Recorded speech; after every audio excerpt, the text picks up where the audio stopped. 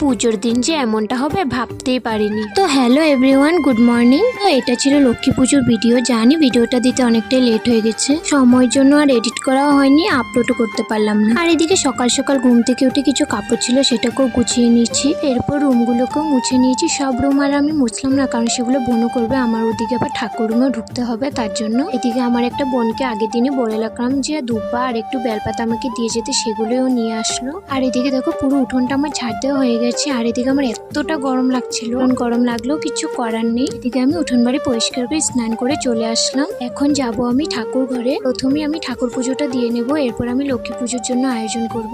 আর মনে হয় পুজো আসছে এই ভালো, আসলেই তো দুম করে চলে যায়। যেমন দুর্গা পুজো আসবে এসে চলেই গেল, বুঝতেই পারলাম না। এরপরে আবার ছিল লক্ষ্মী পুজো। তো এইদিকে আমি ঠাকুর ঘরে পুজোর জন্য সব রেডি করছিলাম। পাপাও আমাকে নারকেল আর আখটা কেটে হেল্প করে দিল। আর এদিকে দেখো পুজোর দিনই এটা কি হলো, সারা দিন ধরে মনে অনেকটা আনন্দ নিয়ে পুজোর কাজগুলি করছিলাম, এরই মধ্যে বৃষ্টিটা দিয়ে মনটা খারাপই করে দিল। আর দেখো এদিকে আমার প্রায় পুজোর কাজগুলো করা হয়ে গেছে, এরপর বাকি ছিল শুধু আলপনা দেওয়া, সেটাও আমি দিয়ে দিলাম। তো এদিকে আমি মায়ের ঘরটাকেও সাজিয়ে নিচ্ছিলাম। আর ভিডিওটা আমি বড় করলাম না, কারণ তোমাদেরও দেখতে ভালো লাগবে না। পরের ভিডিওতে আমি পুজোর সবকিছু শেয়ার করে দেবো, আমি কি করেছি, কোথায় কোথায় গেলাম। তো আজকের জন্য এতটুকুই, দেখা হবে নতুন আর একটা ভিডিওতে। তো এখনের জন্য বাই বাই।